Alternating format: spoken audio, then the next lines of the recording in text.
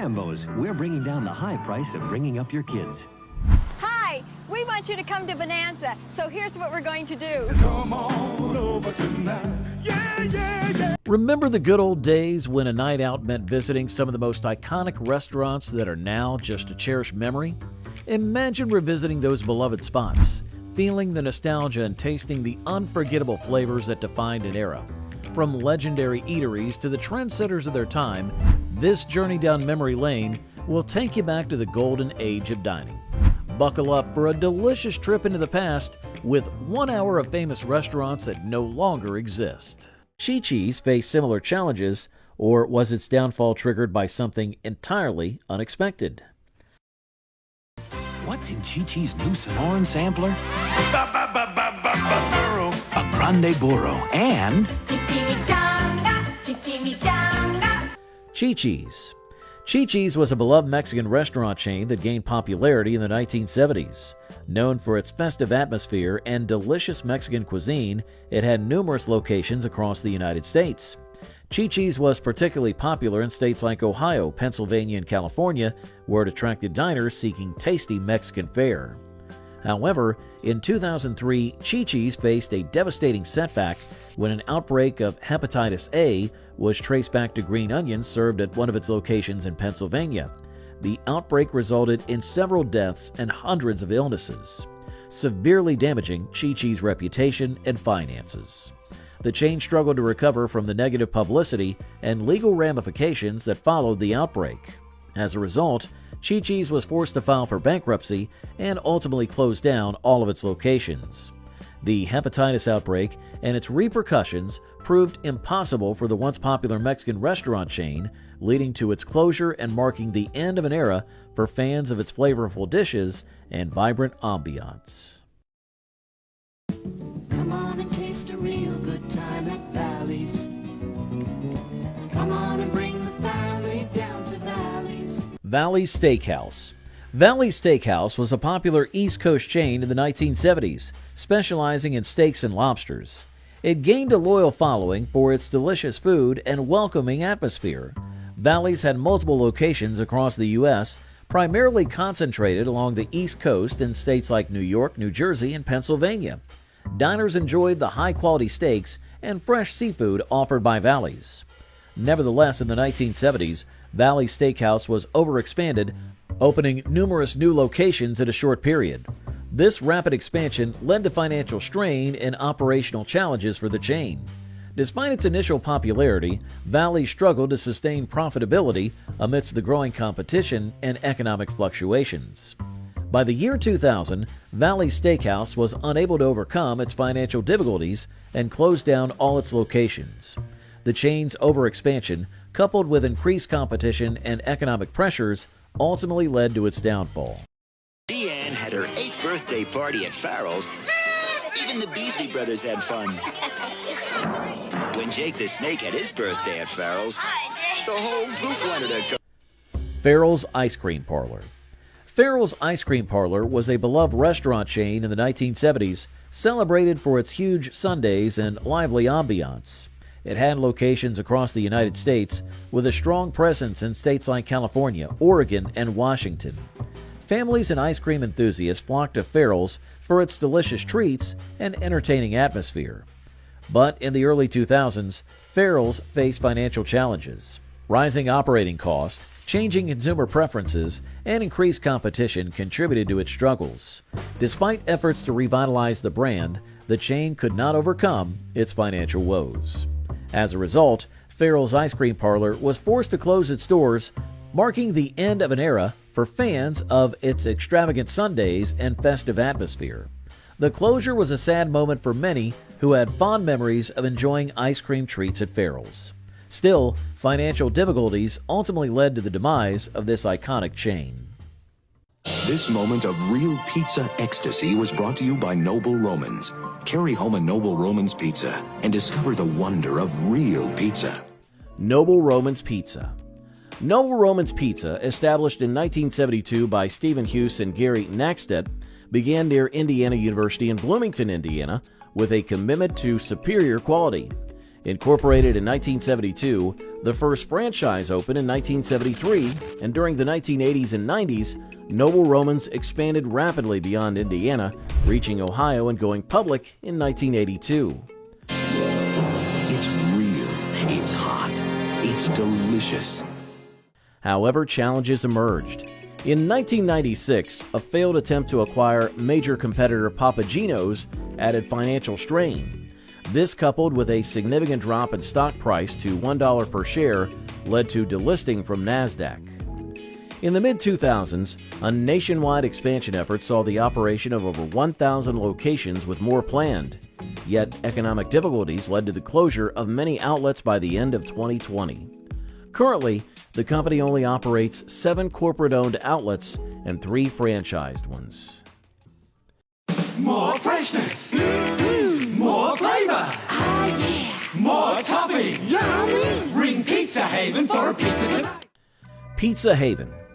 Pizza Haven was started in 1958 by Ron Bean in Seattle, USA. It was a popular pizzeria and delivery chain that introduced the ideal of a dial-up pizza, where people could order by phone for home delivery. The first store opened near the University of Washington. In the 1970s, Pizza Haven had expanded to 42 locations across the Pacific Northwest and California, and even had franchises in Russia, Poland, and the Middle East. But things have changed. Ron Bean started another chain, Bean Pondelis, and sold part of Pizza Haven to Petro's Pizza, which Campbell's Soup Company then bought. Loads of toppings, better taste and real value. There's only one place to call. Pizza Haven. Dial 131 2 for 1. Despite its success, Pizza Haven faced challenges like tough competition from big chains, problems with mall leases, and bad choices. In 1998, they filed for bankruptcy and eventually closed most of their stores. The last one, in Seattle Center House, closed in April of 2012. What kept Mr. Gotti's Pizza thriving as Pizza Haven's legacy faded? Its evolution sparks curiosity, beckoning a journey through pizza history. It's the Pete's Pizza. Everybody loves it. Pistol Pete's Pizza. Pistol Pete's Pizza was a famous pizza chain in the 1970s. It was born in Tulsa, Oklahoma, and was run by Pete Zadronick in 1958. Make the change to Pistol Pete's Pizza, because every day you can get a great tasty low-price pizza and inside a full-size merry-go-round. It grew big with over 100 locations at its peak, but when the 1980s came, things got tough. The pizza world changed, and Pistol Pete struggled to keep up. In 1995, Peter Piper Pizza, another pizza spot founded by Anthony Tony Cavallo in 1973 in Glendale, Arizona, took over Pistol Pete's Pizza. Peter Piper Pizza was already famous with families. The move let Peter Piper Pizza take over Pistol Pete spots and mix them with its own. But even with this team-up, they couldn't make it through the changes. By the early 2000s, the last Pistol Pete's Pizza shut down. This was the end of a time when Pistol Pete's was a big deal. Casa Lupita. Casa Lupita transported diners to the vibrant heart of Oaxaca, Mexico. Founded by chef Martin Levinson in 1982, this upscale restaurant was more than a dining destination. It was an homage to gastronomic artistry. Casa Lupita's menu celebrated Oaxaca's rich culinary heritage, offering a symphony of flavors. Imagine savoring tileuda, a handmade delicacy unique to the region, featuring a large, thin, crunchy tortilla topped with refried beans, asiento, lettuce, avocado, and a choice of meat. Each bite told stories of Oaxaca's diverse geography and indigenous cultures. The restaurant's ambiance reflected its dedication to excellence, with crystal chandeliers casting a warm glow over linen-clad tables. Patrons indulged in Oaxacan hot chocolate, traditional tamales, chorizo oaxaqueño, and Sakina enchilada, while mezcal flowed and conversations flourished. By the mid-1990s, culinary trends shifted towards minimalism and fusion, leaving Casa Lupita's elaborate presentations and classic techniques behind. In 1996, Chef Levinson sadly closed its doors, marking the end of an era. American Cafe. The American Cafe, a culinary icon of the 1980s, graced upscale shopping malls and urban centers across the United States. Founded in 1981 by restaurateur Bill Harris, it celebrated American flavors with the modern twist. The American Cafe elevated classic dishes to an art form. Imagine savoring lobster bisque infused with sherry or indulging in perfectly seared filet mignon with truffle mashed potatoes. The menu offered a blend of regional favorites and inventive creations, appealing to discerning foodies and casual diners. Crystal chandeliers illuminated linen-draped tables, setting the stage for an elegant dining experience. Patrons clinked wine glasses amidst soft jazz notes, while the impeccably dressed French maitre d' warmly greeted guests. The American Cafe became a hub for business lunches, romantic dinners, and family celebrations, offering beloved dishes like Maryland crab cakes and New York-style cheesecake. It was a cultural touchstone, embodying the essence of its era. By the mid-1990s, culinary trends shifted, leaving the American Cafe's elaborate presentations behind. In 1997, with a bittersweet farewell, it closed its doors, becoming a cherished memory. Horatio's. Horatio's, a bastion of culinary excellence since 1979, graced the San Leandro Marina with its maritime allure throughout the 1980s. It wasn't merely a dining destination, but a tribute to seafaring elegance. Imagine boarding a 200-year-old Royal Navy vessel enveloped by handcraft beams and authentic nautical relics, with the bay's expanse unfolding before you. Horatio's excelled in classic seafood and premium steaks. Their menu was a symphony of flavors: ahi tuna, prawn and lobster, steamed scallops, and almond-crusted sea scallops danced alongside comforting delights like the French dip sandwich and oven-roasted chicken Dijon. Each dish honored the sea, meticulously crafted and beautifully presented. Both locals and tourists were drawn to Horatio's, where whispered celebrity orders mingled with the maritime ambiance. The bay views captivated, and the service was a graceful ballet. Whether marking milestones or enjoying quiet evenings, patrons reveled in the restaurant's sophistication. Horatio's luminance dimmed as the 80s introduced new culinary trends and economic shifts. Scaling down operations couldn't stave off closure. Maison Blanche restaurants. Maison Blanche graced New Orleans with its timeless elegance. Founded in 1897 by Isidore Newman, a German immigrant, it transcended mere dining. It was a sanctuary clad in white. The very name White House in French evokes sophistication. They offered patrons a sophisticated dining experience, serving classic French dishes such as coq au vin and beef bourguignon. These restaurants were trendy among the American public during the mid-20th century, attracting affluent clientele seeking refined dining experiences. The flagship store on Canal Street became a local legend. Maison Blanche introduced the whimsical Mr. Bingle Christmas mascot, captivating hearts during the festive season. As the 80s faded, some upscale locations followed due to economic shifts. In 1991, 8 Florida stores were sold to Dillard's. The Rusty Scupper. The Rusty Scupper, situated on Baltimore's waterfront, was more than a seafood restaurant. It was a maritime symphony. Founded in 1982 by Chef Martin Levinson, this 3-level haven offered panoramic harbor views from every table. The Rusty Scupper's menu paid homage to the ocean's bounty, featuring Maryland crab cakes and oysters Rockefeller.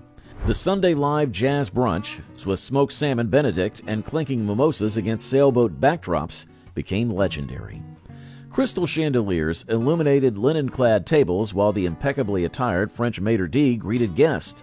The bar stocked aged scotch and fine wines, evoking maritime tales. By the mid-1990s, culinary trends shifted, leaving the Rusty Scupper's classic elegance adrift.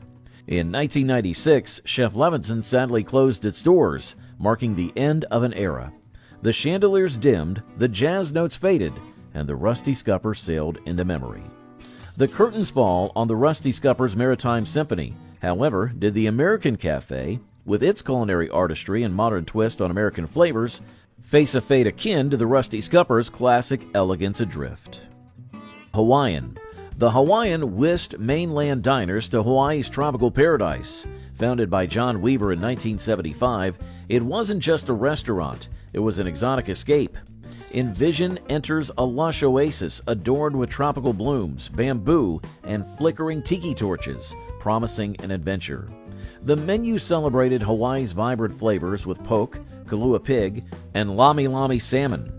The Hawaiian plate lunch, featuring rice, macaroni salad, and a choice of protein like teriyaki chicken or lau lau, delighted guests with its authenticity.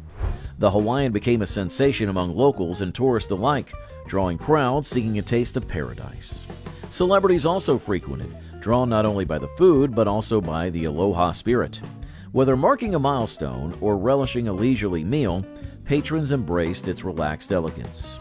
Sadly, the Hawaiian splendor dimmed as dining trends shifted and economic challenges arose in the late 1990s. Scaling down operations proved futile, leading to closure. Old Spaghetti Factory. The Old Spaghetti Factory, an enduring symbol of nostalgia from the 1980s, spread its pasta enchantment across the U.S. Founded in 1969 by Gus and Sally Dussin, this family-owned treasure transcended mere dining. It was a cherished time capsule. Its inaugural location in Portland, Oregon's historic Carriage and Baggage Building welcomed its first guest on January the 10th of 1969. The Old Spaghetti Factory celebrated comfort food with a touch of sophistication. Their hallmark dish, spaghetti with Mistira cheese and brown butter, almost didn't make the menu. Gus Dussin's quest for a business license necessitated one more item, leading to the creation of the beloved Mistira cheese recipe. Guests also delighted in classics like veal parmigiana, New York steak, and breast of chicken, each plate an homage to hearty Italian-American cuisine. The restaurant's trolley car dining area, salvaged from a field near Reed College, added whimsy to the experience. Patrons reveled in cozy booths, savoring tea or coffee and indulging in spumani ice cream. The Old Spaghetti Factory became a cherished family tradition, attracting locals and tourists. From Honolulu to Louisville, its over 40 locations across 13 states echoed with laughter and the clinking of forks. As the 80s drew to a close, some of its upscale locations followed suit. Changing dining trends and economic shifts prompted closures and rebranding. Gulliver's. Gulliver's graced New Orleans with its enduring elegance. Founded in 1897 by Isidore Newman, a German immigrant, it transcended mere dining. It was a sanctuary adorned in white. Visualize stepping into a historic tower on Canal Street, embellished with iron and brass. Offering a distinctive dining experience, it became a popular destination across the United States. Gulliver's quickly gained acclaim for its tender prime rib cooked to perfection, served in generous portions alongside classic sides like baked potatoes and creamed spinach. Celebrities discreetly placed orders amidst the maritime ambiance. It became a cherished family tradition, attracting locals and tourists alike. As the 80s declined, economic shifts led to the closure of some upscale locations. In 1991, 8 Florida stores were sold to Dillard's. Nonetheless, Gulliver's legacy endures, a taste of French allure forever engraved into New Orleans' storied past. What unique menu item made Lum's a favorite spot for families? And why did it too eventually close its doors by the early 1980s? You know why I come to Lum's, good buddy? They grill the steaks just perfect. And the fish fried dinner is so tender and delicious. Lum's. Lum's was a well-loved restaurant chain in the 70s, famous for its unique hot dogs steamed in beer. This quirky and tasty offering made Lum's a favorite spot for many families and food lovers. At its peak, Lum's had over 400 locations across the U.S., including popular states like Florida, New York, and California. The chain's casual atmosphere and distinctive menu items attracted a loyal customer base who enjoyed their meals in a fun, relaxed setting. However, by the early 1980s, Lum's began facing significant financial challenges. The economic downturn during this period made it difficult for the chain to maintain its profitability. Additionally, changes in consumer preferences and increasing competition from other fast food chains put further strain on Lum's operations. Despite efforts to revive the brand, Lum's filed for bankruptcy in 1982.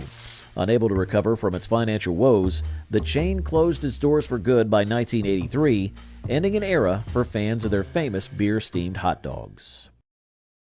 We have fresh ideas at Red Barn, like a salad bar for you. Red Barn's big new salad bar is paradise. It's a garden of Eden. Red Barn. Red Barn was a well-known restaurant chain in the 1970s, famous for its distinctive barn-shaped buildings and self-service salad bars. This unique design and dining concept made it a popular choice for families and casual diners. At its peak, Red Barn had around 400 locations across the U.S., with a strong presence in states like Ohio, New York, and Pennsylvania. People loved the relaxed atmosphere and the convenience of customizing their salads at the self-service bars. Despite its initial success, Red Barn began facing financial struggles in the late 1970s and early 80s. The restaurant industry had become increasingly competitive, and Red Barn found it hard to keep up with larger fast food chains that were expanding rapidly.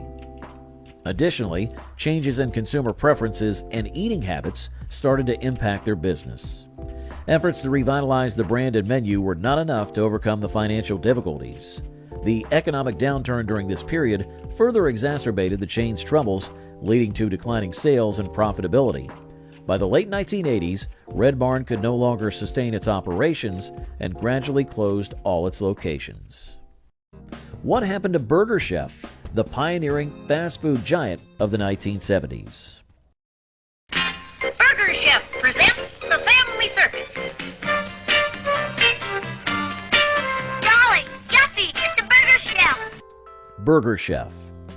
Burger Chef was a beloved restaurant chain in the 1970s, famous for its flame-broiled burgers and for pioneering the kids' meal concept with its fun meal. This innovative approach made it a popular spot for families and burger enthusiasts. At its peak, Burger Chef had over 1,000 locations across the U.S., including states like Indiana, Illinois, and Ohio. People enjoyed the tasty burgers and the family-friendly atmosphere. Despite its popularity, Burger Chef began facing financial difficulties in the 1980s. The fast food industry became more competitive, with major players like McDonald's and Burger King expanding rapidly. Burger Chef struggled to keep up with these larger chains and began losing market share. In 1982, the chain was sold to Hardee's, which initially continued to operate some locations under the Burger Chef name.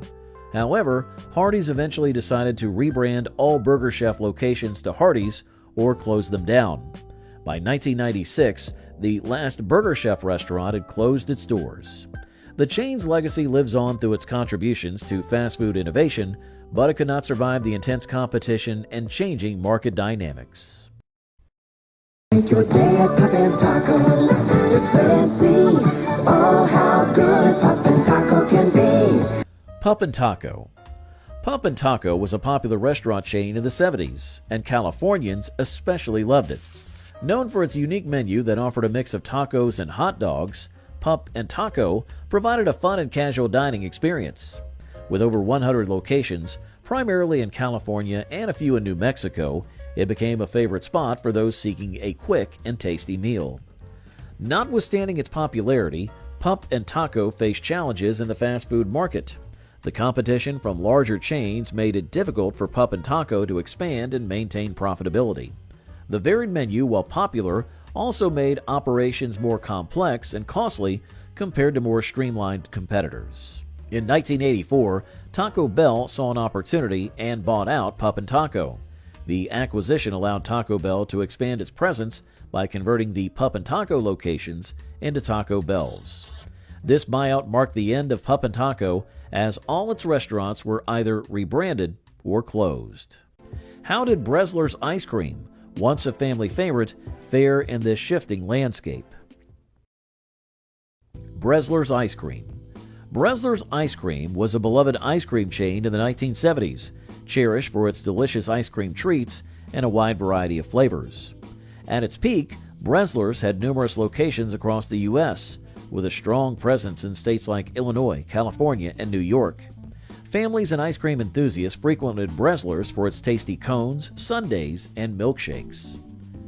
Changes in consumer preferences and increased competition from larger ice cream chains made it difficult for Bresler's to maintain its customer base. The rising cost of ingredients and operations further strained the chain's profitability. In 1987, recognizing the challenges ahead, Bresler's ice cream was sold. However, the new owner struggled to revitalize the brand in the face of ongoing market pressures. Over the years, many of Bresler's locations were gradually phased out or closed down entirely. By 2007, the once beloved ice cream chain had disappeared from the American landscape, unable to withstand the changes in the market and the competitive environment. Guess what's cooking now at Yankee Doodle Dandy? Chicken. Crispy fried chicken, plump pieces fresh, never frozen, twice dipped in our special seasonings, then deep fried so it's tender, juicy. Yankee Doodle Dandy.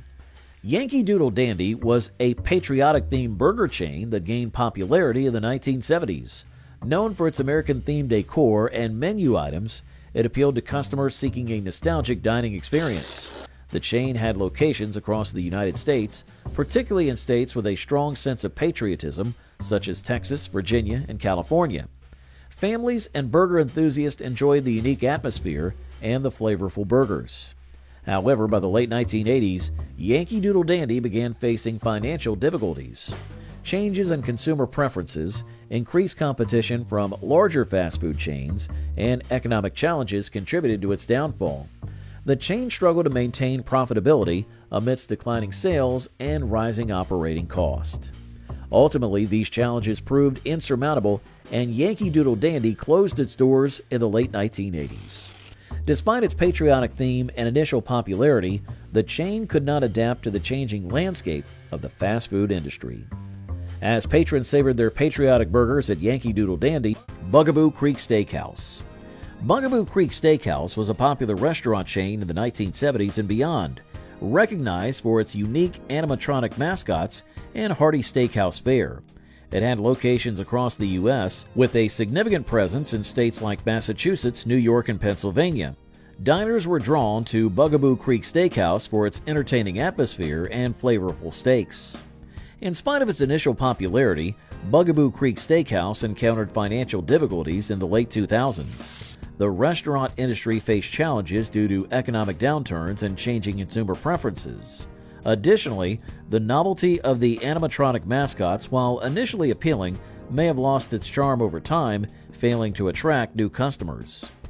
By 2010, Bugaboo Creek Steakhouse filed for bankruptcy, unable to overcome its financial woes. Despite efforts to revitalize the brand, the chain ultimately closed all its locations by 2016. You can go to Sambo's day or night. The food is good, the price is right. You can eat dinner anytime. And you can dine for $1.99 at Sambo's. Sambo's. Sambo's was a popular restaurant chain in the 1970s, known for its pancakes and family-friendly atmosphere. At its peak, Sambo's had over 1,100 locations across the U.S., including states like California, Texas, and Florida. People love going to Sambo's for a hearty breakfast or a casual meal. However, the chain faced significant controversy over its name and theme, which were considered racially insensitive. The name Sambo's was associated with racist imagery and stereotypes, leading to protest and public outcry. As social attitudes changed, the controversy grew, putting pressure on the chain to rebrand. Despite efforts to change some of the restaurant names to the Jolly Tiger, the negative publicity took a toll on the business. Financial struggles compounded the issue, and by the early 1980s, Sambo's began closing its doors. The combination of public backlash and economic difficulties ultimately led to the chain's bankruptcy and the closure of all its locations. Tonight is inescapably. Well, here's to the great outdoors. Tonight is unmistakably. And here's to the great indoors. Steak and Ale. Steak and Ale. Steak and Ale was a popular restaurant chain in the 1970s, well loved for its affordable steaks and extensive salad bars. It offered a charming dining experience that attracted many families and steak enthusiasts. At its height, Steak and Ale had numerous locations across the U.S., including states like Texas, Florida, and California. The chain's combination of good food at reasonable prices made it a favorite dining spot for many. Steak and Ale faced growing financial challenges over the years. Competition from other dining establishments increased, and the economic climate made it difficult to sustain its business model. Changing consumer taste also played a role as more people began seeking diverse dining options. These factors contributed to a decline in sales and profitability. By the early 2000s, Steak and Ale could not overcome these difficulties and filed for bankruptcy. The financial strain became too much to bear, leading to the closure of all its locations. Kenny Rogers Roaster. It's the wood that makes it good. You're going to love this food. Kenny Rogers Roasters. Kenny Rogers Roasters was a popular restaurant chain in the 1990s, known for its delicious rotisserie chicken and home-style side dishes. Founded by country music star Kenny Rogers, the chain quickly gained a loyal following. At its peak, Kenny Rogers Roasters had numerous locations across the U.S., including states like California, Florida, and Texas. Diners appreciated the wholesome, hearty meals and the cozy, welcoming atmosphere. The chain began to struggle financially in the late 1990s as increased competition from other fast food and casual dining restaurants made it difficult for Kenny Rogers Roasters to maintain its market share.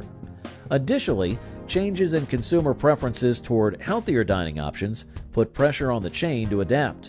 In 1998, Kenny Rogers Roasters declared bankruptcy, signaling the start of its decline.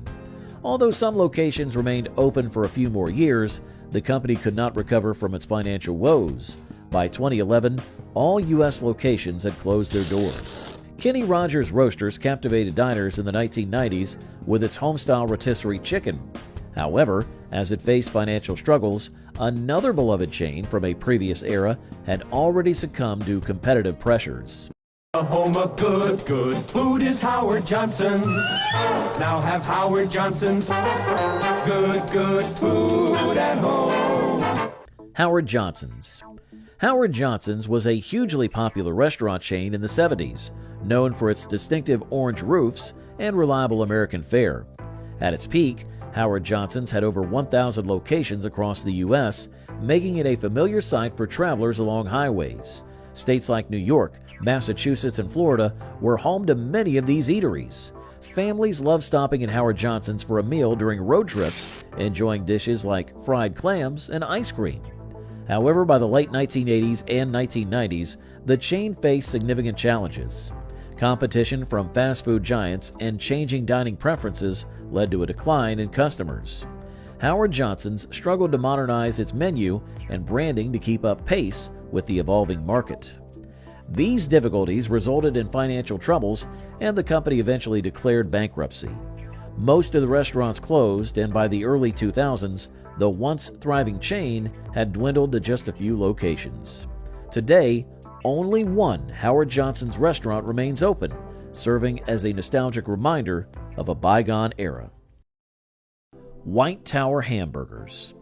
White Tower Hamburgers was a popular restaurant chain in the 1970s known for its small, square hamburgers similar to those of White Castle. At its peak, White Tower had about 230 locations across the U.S., with a strong presence in states like New York, Ohio, and Michigan. The chain attracted customers with its tasty burgers and distinctive white fortress-like buildings. White Tower faced significant challenges over the years, and the chain was embroiled in numerous lawsuits from White Castle, which claimed that White Tower had copied its building design and menu offerings. These legal battles were costly and damaging to White Tower's reputation. Additionally, the fast food market became increasingly competitive, making it difficult for White Tower to keep up with larger, more aggressive competitors. Financial struggles mounted as consumer preferences shifted and operational costs increased. Unable to adapt to the changing market dynamics and overcome its legal and financial issues, White Tower gradually closed its locations. By 2004, the once thriving chain had shut down its last restaurant. As White Tower Hamburgers faced increasing challenges in the competitive fast food market, another beloved chain of the 70s was also grappling with evolving consumer taste and rising cost. The Original House of Pies. The Original House of Pies was a cherished restaurant chain in the 1970s, renowned for its vast selection of delicious pies. It had multiple locations across the U.S., particularly in states like California and Texas. Diners flocked to the Original House of Pies for its comforting atmosphere and the irresistible aroma of freshly baked pies. However, the chain faced legal troubles in the 1980s, which led to its downfall. Lawsuits and financial challenges became overwhelming, causing the original House of Pies to close its doors for good in 1986. In spite of its closure, the legacy of the original House of Pies lives on through some independent locations that continue to operate today. These independent establishments strive to preserve the tradition of offering a wide variety of mouthwatering pies, keeping the memory of the original House of Pies alive for pie lovers everywhere. Velvet Turtle. The Velvet Turtle, an upscale dining chain founded in California by Wally Botello in 1965, embodied refined elegance, symbolized by its dapper turtle logo. Introduced to California by early Portuguese sailors, this fisherman's feast comes to you steamy hot and overflowing with seafood delicacies. It's a taste of the good life. With 20 locations spanning Los Angeles, Torrance, Redondo Beach, Fresno, and Menlo Park, it became a favorite among business elites and celebrants of special occasions. Its menu featured classic American dishes with a touch of sophistication, starred steaks, seafood, and prime rib, complemented by enticing sides. However, as the 1990s approached, the rise of casual dining posed challenges. Despite its popularity, the Velvet Turtle succumbed to the evolving culinary landscape. By the early 1990s, its once glistening allure faded, leading to closure. Today, diners fondly recall its plush ambiance, flawless service, and memorable cuisine, while the elegant turtle remains a symbol of culinary nostalgia. Magic Pan. The Magic Pan, founded in 1971, transported diners to a realm of delicate flavors and whimsical charm. Hungarian immigrants Laszlo and Paulette Fono conjured this enchanting experience, birthing the restaurant on Fillmore Street in San Francisco. With an unwavering devotion to crepes, the Fonos expanded their magical venture to Ghirardelli Square. What distinguished the Magic Pan was its singular focus on crepes, spun with finesse by Leslie Fono while using the eponymous invention, the Magic Pan. This gadget, a large iron wheel with 8 crepe pans, danced over gas flames, producing ethereal creations brimming with sweet and savory delights. During the 1970s, the Magic Pan flourished, pioneering sit-down dining in malls nationwide with over 100 locations. However, the casual dining wave of the 1990s dimmed the allure of crepes, leading to the restaurant's closure. As the aroma of golden crepes from the Magic Pan wafts through memories, did Chasen's, with its star-studded allure and legendary chili, face a fate akin to the Magic Pan's rise and eventual closure. Bonanza Steakhouse, an icon of 1980s American dining, offered hearty steaks and an all-you-can-eat buffet experience. Founded in 1963 by Dan Blocker, known for his role as Hoss Cartwright on Bonanza, the chain debuted in Westport, Connecticut. The menu featured sizzling sirloin steaks, juicy burgers, and tender chicken alongside a bountiful buffet featuring golden fried shrimp and creamy mashed potatoes. Families embraced the rustic Western ambiance, enjoying endless servings in a casual yet upscale setting. By 1989, Bonanza boasted 600 locations nationwide, thriving on its blend of comfort and quality. However, a merger with Ponderosa Steakhouse, inspired by the TV show Bonanza, marked a turning point. As the 80s waned, so did the demand for family-friendly steakhouses. Facing financial challenges, many locations closed by the late 90s. The last Canadian outpost shuttered in 2010, marking the end of an era. Bonanza's legacy lives on in memories of hearty meals and shared moments from a bygone era. Trader Vic's. Trader Vic's, an icon of 1980s dining, evoked tropical paradise and exotic drinks. Victor Jules Bergeron Jr., known as Trader Vic, founded this Polynesian-themed chain in 1934, transforming a modest bar into an island oasis. With bamboo walls, carved tikis, and torches, Trader Vic's offered pure escapism. Its menu, a blend of Chinese, Polynesian, and French influences, featured succulent dishes like smoked salmon and the famous Mai Tai cocktail. The chain's popularity soared, expanding globally with franchise locations in Hilton hotels. Hollywood stars and jet-setters reveled in its allure. Yet as the 80s waned, so did the tiki culture. Trader Vic faced challenges that led to closures, including the original Beverly Hilton location in 2017. The era of grass skirts faded, but Trader Vic's legacy endures, a vibrant chapter in culinary history, recalling distant shores and eternal sunsets. Quo Vadis. Quo Vadis, an esteemed fixture in 1980s London's culinary landscape, offered modern British cuisine. Founded in 1926 by Italian visionary Peppino Leone, it became a gastronomic sanctuary in Soho. Situated on historic Dean Street, Quo Vadis occupied number 27, and neighboring landmarks like the birthplace of sculptor Joseph Nollekens and Karl Marx's residence are commemorated with a blue plaque. Leone drew inspiration from the film Quo Vadis, adorning the restaurant with cinematic charm. In 1996, renowned chef Marco Pierre White and artist Damien Hirst revamped Quo Vadis, infusing it with artistic flair. However, a rift led to White replacing Hirst's works. Despite this, the restaurant thrived until White sold it in 2007, prompting closure under new ownership. Quo Vadis experienced a remarkable revival in 2008 under the guidance of head chef Jean-Philippe Petruno. The restaurant's rejuvenation was quickly recognized when it won Tatler's Restaurant of the Year in 2009. Additionally, the Hart brothers' stewardship of the restaurant earned high praise from celebrated chef Gordon Ramsay. The Registry. The Registry graced the American dining scene with its refined ambiance and gourmet offerings. Founded by Chef Martin Levinson in 1982, it was more than a restaurant. It was an ode to gastronomic artistry.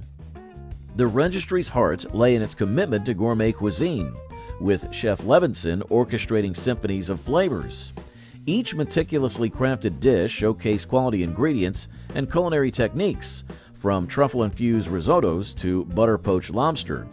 Crystal chandeliers adorned high ceilings, casting a warm glow on linen-clad tables, while patrons savored champagne amid soft piano melodies. The ambiance spoke of power lunches, romantic dinners, and celebratory gatherings. The Registry attracted politicians, business tycoons, and food enthusiasts nationwide. The French maitre d', in a tuxedo, greeted regulars by name, enhancing the luxury with a personal touch. By the mid-1990s, dining trends shifted, favoring fusion and minimalist styles. The Registry's elaborate presentations and classic French techniques seemed outdated, leading to its closure in 1996. What fate awaited the Boston Sea Party as it navigated the same turbulent waters of changing consumer taste and fierce competition in the restaurant industry? Feast your eyes on the Boston Sea Party feast. Boston Sea Party. Boston Sea Party was a seafood chain inspired by the U.S. bicentennial that gained popularity in the 70s. Known for its fresh seafood offerings and patriotic theme, it attracted diners across the U.S. The chain had locations in various states, including Massachusetts, Florida, and California, with a total of over 50 restaurants nationwide. Customers enjoyed the maritime ambiance and the tasty seafood dishes. However, the Boston Sea Party faced financial challenges over the years. Competition from other seafood chains, fluctuations in seafood prices, and changing consumer preferences contributed to its struggles. The chain found it difficult to maintain profitability amidst these obstacles. By the early 2000s, Boston Sea Party was unable to overcome its financial difficulties and was forced to close its doors. Despite its unique theme and tasty menu offerings, the chain ultimately succumbed to the pressures of the competitive restaurant industry.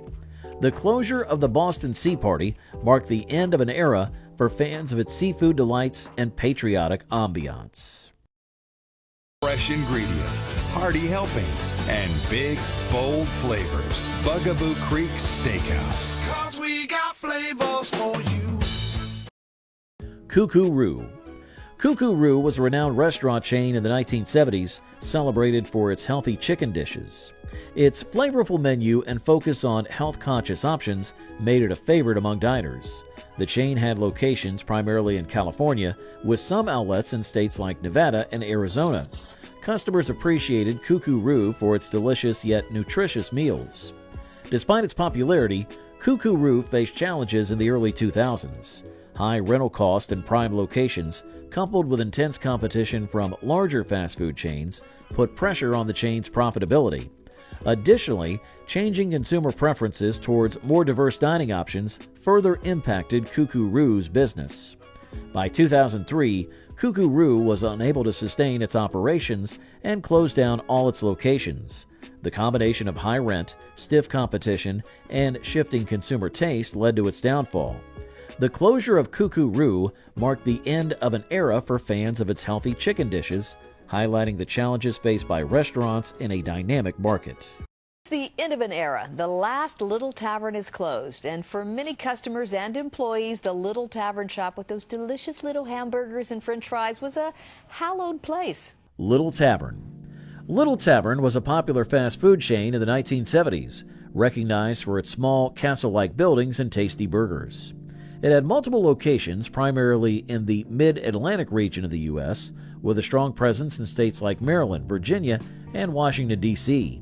Diners appreciated the unique charm of the tiny restaurants and the delicious, affordable burgers they offered. However, over time, Little Tavern encountered financial difficulties. Changes in consumer preferences, increasing competition from larger fast food chains, and rising operational cost contributed to its challenges. Despite efforts to adapt, the chain struggled to remain profitable. By 2008, Little Tavern was unable to overcome its financial woes and closed its last remaining location. The closure marked the end of an era for fans of the beloved burger chain, illustrating the challenges faced by smaller fast food establishments in an ever-evolving market. Meanwhile, across the nation at Wimpy's, a beloved burger joint, a similar story of competition and financial strain unfolded. But could Wimpy's fate have been different if Valley's overexpansion mistake had been avoided? Come on over to my place. Hey you, we're having a Wimpy. We'll be swinging, dancing and singing. Wimpy's. Wimpy's was a popular burger chain in the 1970s, known for its tasty burgers and casual dining experience. It had multiple locations across the U.S., with a significant presence in states like California, Texas, and Illinois. Diners appreciated Wimpy's for its flavorful burgers and friendly service. However, in the early 1980s, Wimpy's faced financial difficulties as it struggled to compete with larger fast food chains. The rise of giants like McDonald's and Burger King posed significant challenges for smaller chains like Wimpy's. These larger competitors had more resources and broader reach, making it difficult for Wimpy's to maintain its market share. As a result, Wimpy's was forced to declare bankruptcy, unable to sustain its operations in the face of stiff competition. The chain's closure marked the end of an era for fans of its delicious burgers and laid-back atmosphere. Wimpy's ultimately could not withstand the intense competition in the fast food industry. Hi, this is a Shakey's Pizza Parlor, just like the one near where you live. We serve fun here at Shakey's, also pizza, and what great pizza! Shakey's Pizza. Shakey's Pizza, founded in 1954 by Sherwood Shakey Johnson and Ed Plummer, was the first franchise pizza chain in the USA. Opening in Sacramento, California on April the 30th of 1954, the parlor served only beer while waiting to complete pizza ovens. Johnson, nicknamed Shaky due to World War II nerve damage, used beer profits to buy pizza ingredients, starting service the following Monday. Shaky entertained patrons with Dixieland Jazz Piano, hiring the Silver Dollar Jazz Band members for $10 each, plus unlimited beer and pizza. The music of Lou Waters sparked a jazz revival in Sacramento, leading to the formation of the Sacramento Traditional Jazz Society. Shakey's, famed for its pizza and sponsoring jazz programs on regional radio, expanded with parlors in Oregon. The Albany location, built in Shakey's distinctive style, was the first owned building. For 30 years, Shakey's has been tingling the taste buds of pizza lovers everywhere. Until the early 1970s, menus featured classic barbershop lyrics for customer sing-alongs. While Shaky still operates internationally, its widespread 1970s presence has dwindled due to changing market conditions, increased competition, and shifting consumer preferences impacting sales and profitability. Hey, you got plans coming up? Well, change them. Rearrange them? Because right now you can get one of my large Godfather's pizzas for the price of a medium. No. Godfather's Pizza. Godfather's Pizza, launched in 1973 in Omaha, Nebraska, was a standout in pizza lore. Willie Thiessen, who took over from Greg Johnson in 1974, drove its early triumphs. The franchise boomed, with Thiessen spearheading its expansion across the nation. According to the National Restaurant Association, by the late 1970s, it was the fastest-growing restaurant, boasting nearly 1,000 locations nationwide. However, the tale turned in 1985 when Pillsbury acquired the company, prompting Thiessen's retreat from active management and a shift in headquarters to Southern California, later returning to Omaha. Herman Cain and Ronald B. Gartland then took charge, engineering a buyout in the early 1990s for around $100 million. Get a medium two-topper golden and a medium two-topper original for $12.99. Feast it and get breadsticks and a cookie for $4.99. Only at Godfather's Pizza. Under Cain's leadership, Godfather's Pizza made difficult decisions, including closing approximately 200 restaurants. While this resulted in job losses, it restored the company's profitability. By 2007, Godfather's Pizza had 453 locations across the U.S. Today, though it has scaled back, the chain continues to operate, maintaining its legacy from the 1970s pizza scene. Why get a Gatti's delicious fast feast buffet? How about all you care to eat of all your favorite pizzas baked with 100% real smoked provolone cheese? Mr. Gotti's Pizza. Mr. Gotti's Pizza, which started as the Pizza Place in 1964 by retired Air Force Lieutenant Colonel James R. Ure in Stephenville, Texas, holds a special place in pizza history. It later transformed into Mr. Gotti's Pizza in Austin, named after Ure's wife's maiden name, Gotti. By the 1980s, it had become a cherished pizza spot, offering delicious pizza and fun with game rooms and buffet bars. Families would gather, munching on pizza while kids played arcade games nearby. They even expanded into Gottiland, creating a family-friendly haven with bumper cars and more games. What do you love about Mr. Gatti's? The pizza. I love the pasta and the salad. It's real food, real fast. However, as time passed, Mr. Gotti's Pizza faced difficulties. Ownership changed hands. In 2007, it became Gotti's Pizza.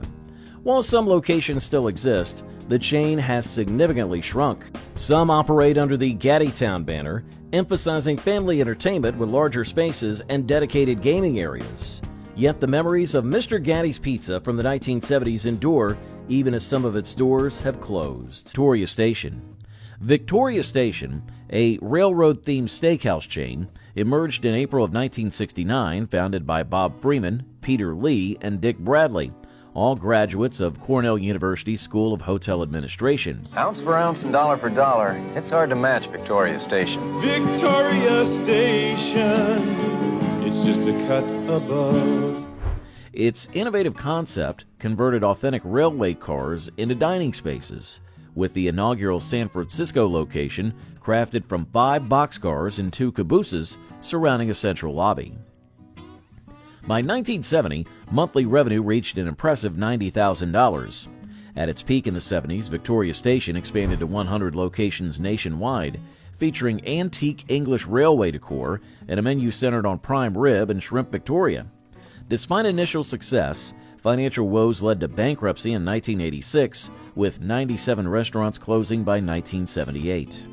Although beloved, the chain gradually downsized, culminating in the abrupt closure of the Salem, Massachusetts branch in December of 2017. However, the legacy persists in Malaysia, where the brand remains vibrant. Victoria Station's pioneering approach, employee programs, and unique dining experience impacted American culinary history. The final bites at Victoria Station evoke memories of railroad-themed dining, but did the Velvet Turtle, with its upscale elegance and refined cuisine, face a fate similar to Victoria Station's rise and fall? Bennigan's. Bennigan's, an Irish pub-themed casual dining chain, pioneered America's casual dining scene. Founded in 1976 in Atlanta by Norman E. Brinker, the mastermind behind Steak and Ale, its premier location opened in Tyson's Corner, Virginia in 1977. Blending casual dining with sophistication attracted business elites and celebrants alike, with its classic American menu featuring steaks, seafood, and prime rib. Expanding rapidly across the U.S. and internationally, Bennigan's faced challenges when its parent company, Pillsbury Corporation, was acquired by Grand Metropolitan in 1989, forcing a spin-off due to liquor distribution regulations. Despite a leveraged buyout in 1991, backed by Metro Media, Bennigan struggled with sales and quality, leading to its corporate closure. Nowadays, diners fondly recall its plush ambiance, exceptional service, and memorable cuisine, cherishing its place in culinary history. Chasen's. Chasen's, a Hollywood institution, graced West Hollywood streets from 1936, courtesy of comedian Dave Chasen. It quickly became a hotspot for film stars, politicians, and dignitaries, its Beverly Boulevard address hosting countless glamorous gatherings. Chasen's, once a famed Hollywood hotspot, was renowned for its celebrity patrons and legendary chili, which was so beloved that Elizabeth Taylor had it flown in to her film sets. The restaurant enhanced its allure with personalized booths for icons such as Frank Sinatra and Alfred Hitchcock. Adding to its storied history, it was also where Ronald Reagan famously proposed to Nancy Davis, cementing its place in Hollywood lore. Originally a modest Chasen Southern Pit, the eatery's chili propelled it to fame, even inspiring creative collaborations like Disney's Fantasia. Despite loyal patrons like Reagan and Sinatra, shifting dining trends led to its closure in 1995, marking the end of an era. Memories linger of Chasen's chili, silver screen magic, and Hollywood's golden age, preserving its legacy in culinary and cinematic history. Scandia. Scandia, a culinary jewel of 1980s Los Angeles, transported diners to Scandinavia's heart. Founded in 1957 by Ken Hansen, it swiftly became a haven for the city's elite. Ken and his wife Tova curated an experience blending Scandinavian and French cuisine with refined decor and impeccable service. The ambiance was opulent, with crystal chandeliers and plush velvet drapes setting the stage for a symphony of flavors: smoked salmon, Swedish meatballs, and gravlax. Celebrities and dignitaries frequented, welcomed by Teddy, Ken's sister-in-law. In the 80s, Scandia epitomized sophistication on Sunset Boulevard, attracting stars and power players.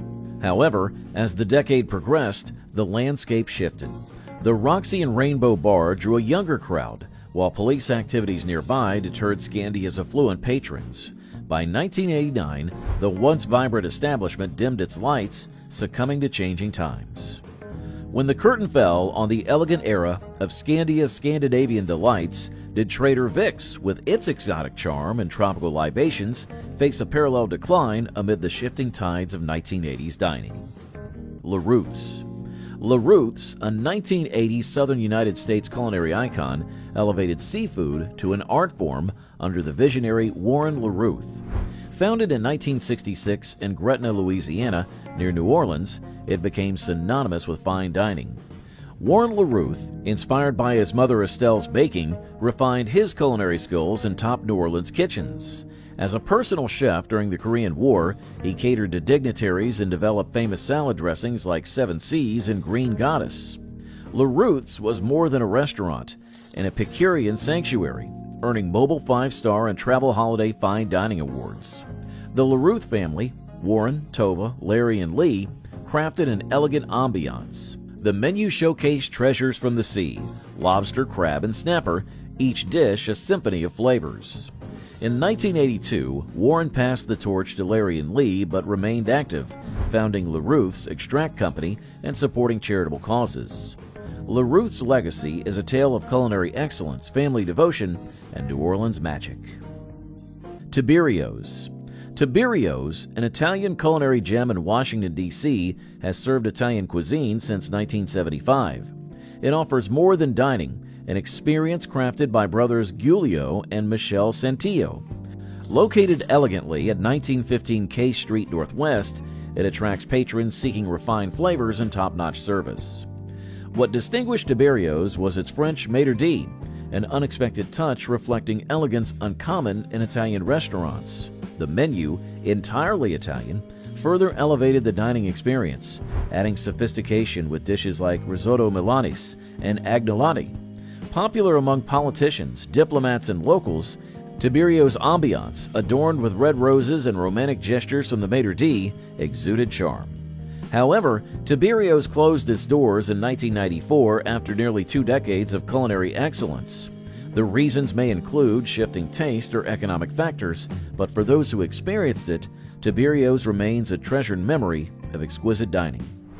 After the elegant memories of Tiberio's Italian culinary mastery linger, one can't help but compare it to the Registry's refined American gastronomic artistry. Will Tiberio's French sophistication and exquisite flavors be remembered as fondly as the Registry's opulent ambiance and gourmet offerings?